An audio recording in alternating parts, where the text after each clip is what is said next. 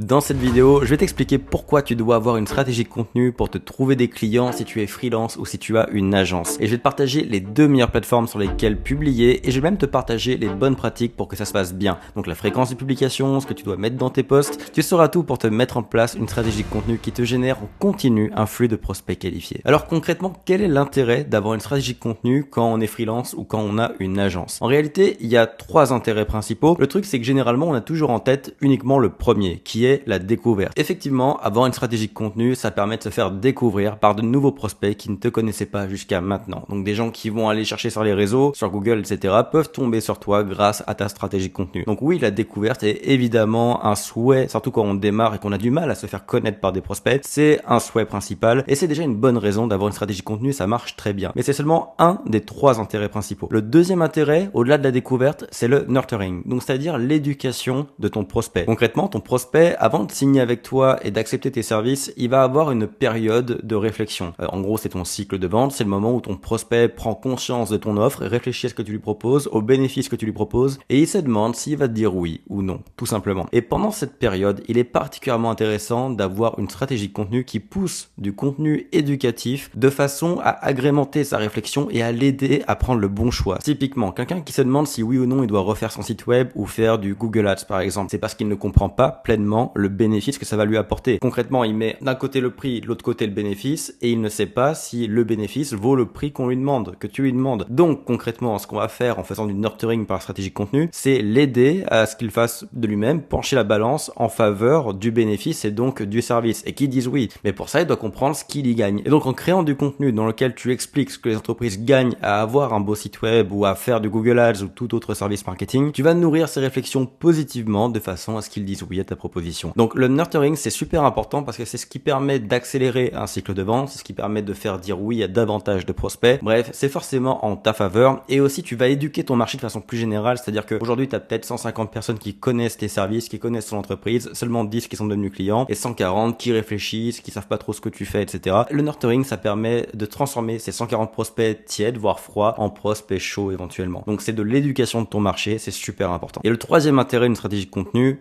c'est la conversion. Donc quand je parle de conversion, c'est que au-delà de l'éducation, au-delà du nurturing, tu peux faire à un moment un contenu qui va directement faire switcher ton prospect. C'est-à-dire qu'il y a des prospects qui se demandent s'ils devraient refaire leur site web, s'ils devraient faire du Google Ads, et qui, malgré tout ce qu'ils voient comme contenu, ne sont pas décidés. Jusqu'au jour où ils voient, par exemple, un article LinkedIn ou une vidéo YouTube dans laquelle ils voient une étude de cas ou une analyse d'une entreprise qui leur ressemble, qui a fait ce que eux hésitent à faire et qui a eu des résultats. Et là, en quelques minutes, ça peut complètement faire shifter le client et lui faire dire oui immédiatement, voire même le faire réclamer tes services. Moi, ça m'est arrivé avec un de mes clients pour qui je faisais de la publicité en ligne. Honnêtement, il n'était pas du tout intéressé par une stratégie de contenu, donc de l'inbound marketing. Je voulais lui faire un blog et puis une stratégie sur les réseaux sociaux et il voulait pas investir là-dedans. Et puis, il est tombé sur un article de blog d'une boîte québécoise qui est passé de 0 à 150 employés uniquement avec une stratégie de contenu, donc de l'inbound marketing. Eux, ils avaient un très gros blog sur leur site web et il est venu le lendemain et il m'a dit: Valentin, je veux ça. Ça coûte 2000, 3000 par mois, c'est ok, mais je veux ça. Je veux qu'on l'essaye. Et du jour au lendemain, il m'a fait mettre en place quelque chose que j'essayais de lui vendre depuis des mois. Honnêtement, j'y suis pour rien dans sa décision, dans son processus décisionnel. C'est lui qui s'est motivé tout seul, simplement en lisant un article de blog, d'une analyse, d'une étude de cas d'une entreprise qui l'a fait avant lui. Donc vous pouvez littéralement publier du contenu qui va faire en sorte que vos prospects vous réclament vos services. C'est la force de la stratégie de contenu. Donc la découverte, le nurturing et la conversion. Alors ce que je vais vous partager dans cette vidéo n'est pas une vérité universelle. Il y a une tonne de façons de voir les choses différentes et d'écoles différentes. Mais personnellement, j'aime l'idée d'avoir deux plateformes. Alors il y en a qui vous disent d'être omniprésent. Par exemple, si vous lisez le livre de Grant Cardone, La règle du 10X, il va vous dire d'être partout. Le truc, c'est que ça demande des ressources, ça demande du temps. Et quand on démarre, quand on est freelance, qu'on a une agence, déjà on a du mal à trouver le temps de prospecter et de livrer. Alors si en plus il faut publier sur toutes les plateformes, dans tous les formats, on n'est pas sorti de l'auberge. Donc je vous dirais de vous concentrer sur deux plateformes sur lesquelles vous allez avoir un rythme qui n'est pas trop soutenu, mais qui est régulier. La régularité, c'est vraiment super important dans une stratégie de contenu, même si j'en suis pas toujours le meilleur exemple, honnêtement. Mais l'idée, c'est que dans le temps, je publie quand même de façon régulière. Donc même moi qui ai du mal à avoir des jours et des heures fixes, par exemple sur YouTube, à la fin, quand on regarde mes 5 ans en arrière, globalement, on peut dire qu'il y a une vidéo par semaine. Et ce travail accumulé fait un résultat au bout de 5 ans. Donc il faut vraiment voir les choses comme ça. L'idée, c'est pas d'être parfait, c'est pas d'avoir la régularité la plus intense ou la plus parfaite du monde. C'est juste de créer du contenu et voir votre contenu comme des briques que vous allez empiler jusqu'à donner un immeuble. Et cet immeuble, c'est votre patrimoine numérique. C'est ce qui vous génère de la visibilité, de nouveaux clients, etc. Donc fondamentalement, faut pas trop vous stresser avec votre stratégie de contenu, mais il est important qu'elle soit bien structurée. Et pour bien la structurer, je vous conseille d'avoir deux plateformes qui sont complémentaires. Alors, la première plateforme que je vous suggère, eh bien, c'est YouTube. Alors, on en parle très peu pour les freelances et les agences, mais moi, j'adore YouTube. J'adore cette plateforme. Je publie depuis 5 ans sur cette plateforme que du contenu business. Et en 5 ans, la chaîne maintenant compte plus de 25 000 abonnés, presque 2 millions de vues, principalement organiques, c'est-à-dire que j'ai quasiment jamais fait de pub sur YouTube. Et pourtant, on est dans une niche business ultra précise, dans un monde francophone où il n'y a pas énormément de marché pour ce genre de sujet. Donc, c'est extrêmement puissant. Et ce qui est vraiment très puissant avec YouTube, contrairement à d'autres plateformes, c'est que, vous voyez, j'ai fait 1,7 million de vues environ avec ma chaîne YouTube. Et pourtant, en 5 ans en plus. Et pourtant, ça suffit à animer tout un écosystème depuis 5 ans. Ça suffit à avoir une entreprise qui tourne, une équipe de 13 personnes. Pourquoi? Parce que chaque vue sur YouTube compte. Chaque vue YouTube est extrêmement qualifiée, extrêmement approfondie. Chaque visiteur de la chaîne YouTube, chaque auditeur va être extrêmement qualifié. Et ça, c'est la force de YouTube. Vous pouvez vraiment aller chercher un gros niveau d'audience, un haut niveau d'audience et un haut niveau de qualification et donc un très haut niveau de conversion. Donc sur YouTube, si quelqu'un regarde une de vos vidéos pendant 5, 6 ou 7 minutes, moi ma moyenne c'est entre 6 et 10 minutes par vidéo. Donc 6 à 10 minutes, c'est ce qu'on appelle ma moyenne de watch time. Donc pendant, on va dire 5 à 10 minutes, vous avez quelqu'un d'extrêmement qualifié qui est concentré sur votre contenu et sur ce que vous avez à dire et sur votre expertise. Donc ça veut dire concrètement qu'avec YouTube, pendant 5 à 10 minutes, vous avez quelqu'un d'extrêmement qualifié qui correspond exactement à votre avatar et qui vous trouve parce que YouTube est avant tout un moteur de recherche, donc qui vous trouve suite à une recherche ou à un besoin, va vous accorder 5 à 10 minutes de son attention et va être extrêmement engagé dans ce que vous avez à lui partager, dans votre expertise et dans votre démo, parce que vous allez évidemment présenter et expliquer et démontrer des choses dans vos vidéos. Donc c'est extrêmement puissant. Selon moi, il n'y a pas de meilleur canal de communication aujourd'hui en termes de réseaux sociaux que YouTube. Un autre point qui fait que YouTube est extrêmement puissant, c'est que déjà c'est énormément utilisé, c'est-à-dire que plus de 80% des adultes utilisent YouTube actuellement, justement parce que c'est devenu le deuxième moteur de recherche derrière Google. Ça appartient à Google, mais c'est un moteur de recherche également. Et parce que c'est une des rares plateformes qui n'est pas uniquement du divertissement. Quand vous allez sur TikTok, Instagram, etc., vous y allez pour vous divertir, pour vous vider la tête et puis pour scroll. YouTube, c'est aussi une plateforme d'éducation. C'est très connu pour ça. Donc ce qui est intéressant, c'est que le temps d'attention des gens sur YouTube, non seulement il est plus élevé, mais il est aussi beaucoup plus qualitatif parce que les gens ne sont pas seulement là pour se divertir, mais aussi pour apprendre. Personnellement, je me connecte beaucoup à YouTube pour regarder des tutos, régler mes problèmes, etc. Mais toujours en mode apprentissage, en mode éducation. Ce qui fait que mon attention a beaucoup plus de valeur que quand je tombe sur un contenu business sur TikTok par exemple. Et gardez quand même une chose en tête, c'est que 7 minutes d'attention moyenne sur YouTube, c'est juste énorme. Quand on pense que sur TikTok, la moyenne est de 9 secondes, sur LinkedIn, la moyenne est de 50 secondes, c'est vraiment une moyenne absolument énorme dont vous pouvez profiter. Et ça explique que même des chaînes YouTube qui génèrent très peu de vues peuvent générer beaucoup de revenus. C'est-à-dire qu'avec moins de 1000 vues par vidéo, moins de 1000 abonnés, vous pouvez déjà très bien faire tourner une activité de freelance ou une agence. Ça va extrêmement vite, justement parce que la qualification est très élevée. Un autre point particulièrement fort du côté de YouTube, c'est que comme les formats sont plus longs, vous pouvez vous permettre d'aller beaucoup plus loin dans votre expertise et dans ce que vous allez partager. Si vous faites une étude de cas, si vous donnez un conseil business ou quoi que ce soit, regardez cette vidéo aujourd'hui par exemple. Même si je vais essayer de faire une vidéo plutôt dynamique et relativement courte pour protéger votre temps, je vais quand même prendre le temps d'aller au fond des choses pour que vous ayez 100% des informations dont vous avez besoin. Mais ça permet aussi de vous montrer que je sais vraiment de quoi je parle, parce que sinon je ne pourrais pas animer ce genre de vidéo. Donc le format long et approfondi vous permet vraiment de mettre en avant votre expertise, et du coup c'est presque le seul format qui se prête bien à soit des conférences, des tutoriels, des démonstrations poussées d'une analyse ou d'une étude de cas. Enfin, il n'y a pas d'autres plateformes qui vous permettent d'aller autant en profondeur que YouTube. Et un autre pendant positif de ça, et du fait que les gens vous regardent pendant longtemps et regardent plusieurs vidéos à la suite généralement, eh bien les gens vont s'attacher à vous, votre audience va être beaucoup plus attachée à votre personnalité que si c'était sur un short de 9 secondes ou sur un texte ou sur une photo. Bon, par contre, il y a un point faible à YouTube, ça je dois vous l'admettre, c'est qu'il n'y a pas vraiment d'interaction. C'est-à-dire que les gens peuvent liker votre vidéo ou la dislike et ils peuvent poser un commentaire, mais concrètement, c'est vraiment pas la bonne plateforme pour prendre contact avec quelqu'un. Donc c'est pas ce qui va générer vraiment des messages et des échanges qualifiés. Donc c'est là où on va arriver sur notre deuxième plateforme qui elle aura un but complémentaire qui est justement l'interaction. Avec cette deuxième plateforme, on veut vraiment pousser à fond l'interaction et donc l'échange de messages, parce que c'est votre but, c'est que les prospects vous découvrent et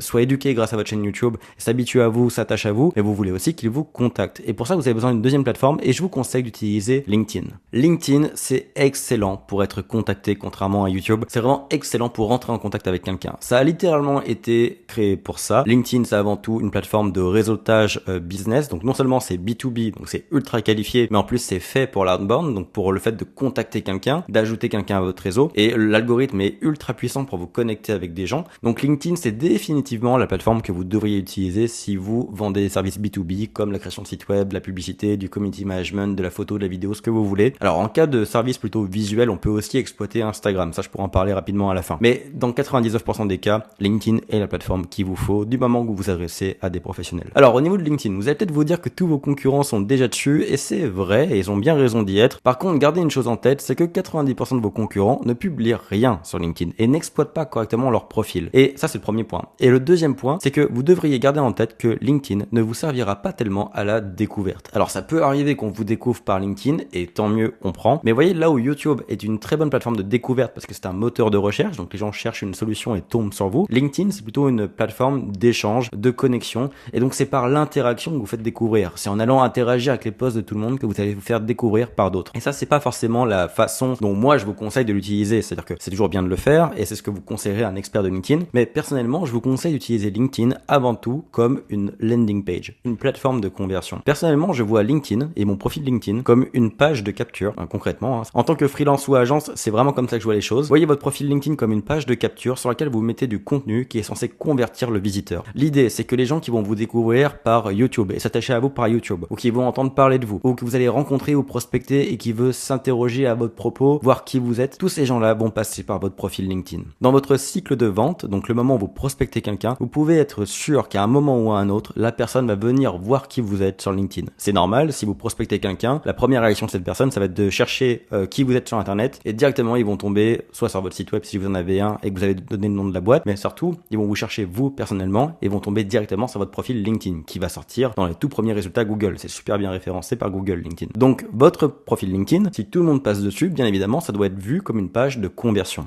Et c'est ça le vrai objectif de LinkedIn à mon avis, c'est le nurturing, mais surtout la conversion. On doit y trouver du contenu qui donne envie de vous faire confiance, qui donne envie de vous mettre dans la catégorie expert de votre sujet et donc de vous contacter. Parce que LinkedIn c'est aussi, on l'a dit, une excellente plateforme de communication. Donc si les gens sont convaincus par votre profil, il n'y a aucune raison qu'ils ne vous contactent pas derrière. Et au minimum, vous aurez la notification que quelqu'un a visité votre profil, vous aurez même son nom, etc. Et vous pourrez vous permettre du coup de communiquer avec elle, donc lui renvoyer un message par exemple. Donc ces deux plateformes communiquent vraiment l'une avec l'autre. YouTube c'est pour vous faire découvrir, créer un attachement avec votre audience, prouver votre expertise, rentrer dans le détail, donc vraiment du gros nurturing et vraiment de la découverte. Et LinkedIn c'est votre plateforme de conversion. Donc oui, vous continuez le nurturing, etc. et peut-être un peu de découverte, mais surtout c'est la parfaite plateforme pour prendre contact avec vous ou pour que vous preniez contact avec votre prospect. Alors contrairement à YouTube, avec LinkedIn faut être efficace. Un post c'est une idée, on y va vite, clair, précis. On évite absolument les grands posts sur LinkedIn. Ce qui marche le mieux sur LinkedIn c'est les posts relativement courts, une idée à la fois. C'est le plus important à retenir pour une stratégie LinkedIn, c'est une idée par post avec des phrases simples, efficaces. Honnêtement c'est vraiment ce qui marche le mieux,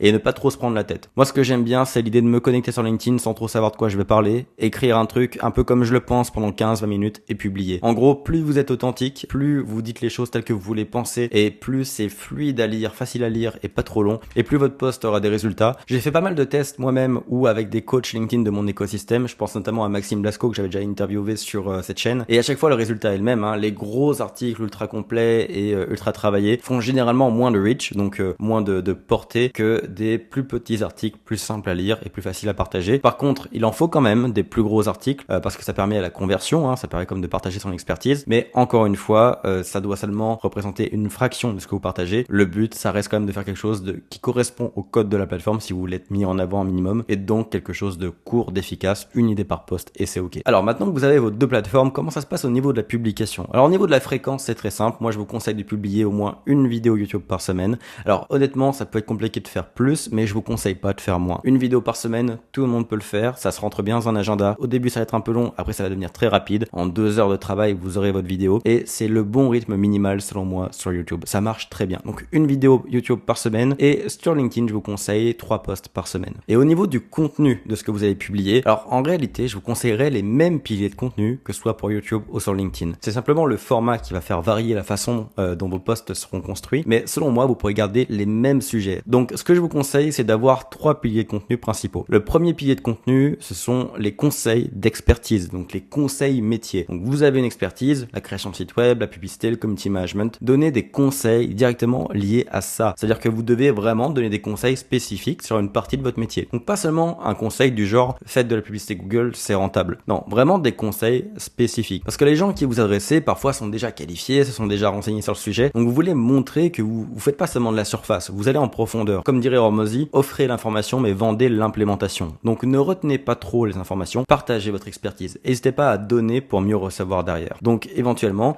expliquez ce que c'est un bon ciblage sur Google Ads. Comment est-ce qu'on choisit ses mots-clés sur Google Ads? Comment choisir le réseau social sur lequel publier quand on veut lancer une stratégie de community management pour son entreprise? Comment faire un site web qui convertit? Quelles sont les clés pour un bon responsive design sur son site web? Vous voyez, vraiment des sujets spécifiques. Et pour chaque publication, que ce soit sur YouTube ou sur LinkedIn, vous gardez une idée par publication et vous la développez. Alors plus ou moins sur LinkedIn et beaucoup sur YouTube, tout simplement, parce que le format vous permet de le faire. Les conseils d'expertise, ça aura pour but déjà sur YouTube, par exemple, de vous référencer, de vous faire mettre dans une catégorie par la plateforme pour que les gens vous trouvent lorsqu'ils font des recherches. Déjà, ça c'est la base. Mais ça vous servira aussi à du coup démontrer votre expertise auprès de votre audience. Là, vous voulez éduquer les gens, parce que si vous êtes capable de les éduquer, de leur apprendre des choses, ils partiront du principe que vous êtes la meilleure personne pour l'implémenter pour eux. Donc vous leur offrez l'information, vous les mettez en confiance et vous leur vendez l'implémentation, que vous réussissez aussi évidemment. Donc ça c'est le premier pilier, les conseils d'experts. Le deuxième pilier, ce sont les études de cas. C'est-à-dire que les conseils, ça reste quelque chose de théorique. Donc ce qu'on veut faire, c'est l'accompagner aussi souvent que possible par de la pratique. On veut montrer concrètement comment ces conseils s'implémentent réellement dans la réalité d'une entreprise. Donc concrètement, par exemple, on peut prendre une boîte et montrer le site web avant et après. Pourquoi est-ce que la refonte a été bien faite? Qu'est-ce qui a été fait dans cette refonte? Quels sont les résultats qui découlent de cette refonte? Ça soit vos clients ou pas d'ailleurs, on s'en fout. Vous pourriez très bien prendre le site web d'une marque un peu connue avant et après sa refonte et expliquer de votre point de vue pourquoi la refonte était une bonne idée ou une mauvaise idée. Pareil pour du community management, vous pouvez comparer un feed Instagram avant et après la prise en main par un community manager. Vous avez capté l'idée. L'idée, c'est de faire des études de cas d'entreprises qui font ou ne font pas ce que vous suggérez de faire et l'impact que ça, que ce soit positif ou négatif. Ça renforce votre statut d'expert parce que vous avez une capacité d'analyse et d'explication et de vulgarisation et ça vient illustrer vos conseils généraux. Et ça va vous permettre aussi de déclencher des conversions parce que comme je vous le disais un peu plus tôt dans la vidéo, certains vont se dire « Ah waouh, il a des résultats en faisant ça, je veux le même résultat, donc je veux faire ça. » Donc, il vous écrit sur LinkedIn pour prendre un rendez-vous. Et enfin, le troisième pilier de contenu, ce sont les backstage de votre entreprise. En gros, c'est le contenu qui vous humanise. C'est-à-dire que c'est bien de faire du contenu métier, c'est bien de faire des études de cas, mais vous êtes aussi un humain derrière parce que être freelance, avoir une agence, c'est de la vente de services. Le service, c'est de la confiance. Et la confiance, c'est de l'humain. Donc vous devez montrer qu'il y a des humains dans votre boîte, que vous êtes avant tout un humain derrière la boîte. Et pour ça, eh bien, montrer la réalité de votre quotidien. Par exemple, là, je reviens de 2 jours dans un hôtel à la campagne. J'ai pris 2 jours pour réfléchir, lire, etc. Et j'ai publié tout simplement un post LinkedIn dans lequel je montre une photo de mon livre à table avec le paysage et j'explique que j'ai lu ce livre, que je l'ai adoré pour telle et telle raison et que je le suggère à tous les autres entrepreneurs. Ça sera parfait pour mes amis, etc. Mais ça sera aussi très bien pour mes clients, pour les clients de mon agence. Et c'est le genre de contenu qui peut plaire à tout le monde et qui m'humanise. C'est quelque chose que je fais sans trop d'arrière-pensée. C'est quelque chose que je fais naturellement parce que j'ai vraiment envie de partager cette lecture. Pareil, si vous avez une bonne nouvelle, un nouveau client, un déménagement, un nouvel employé, si vous employez quelqu'un, ça peut être une nouvelle formation que vous suivez, un événement personnel, peu importe. Vous pouvez tout partager sur LinkedIn et alors YouTube un peu moins. Vous pouvez le faire de temps en temps, peut-être sous forme de vlog ou alors vous trouvez quelque chose de constructif à dire derrière. Par exemple, une vidéo où vous partagez vos 10 dernières lectures sur tel sujet, ça peut être intéressant. Mais évidemment, on va essayer de trouver plus de contenance à l'anecdote pour que ça puisse faire une vidéo intéressante. Mais sur LinkedIn, vous pouvez vous permettre à chaque fois de trouver simplement une conclusion intéressante à cet événement ou à cette information. Ça suffira à vous humaniser tout en apportant quelque chose. Donc ça, c'est le troisième pilier que je vous dirais de mettre en place. Et honnêtement, je vous dirais de publier peut-être, soit un de chaque, donc un conseil d'expert, une étude de cas et un backstage, ou alors peut-être 2 conseils d'expert, 2 études de cas et un truc de backstage si vous en manquez un peu. Je sais que c'est pas le contenu le plus facile à créer au début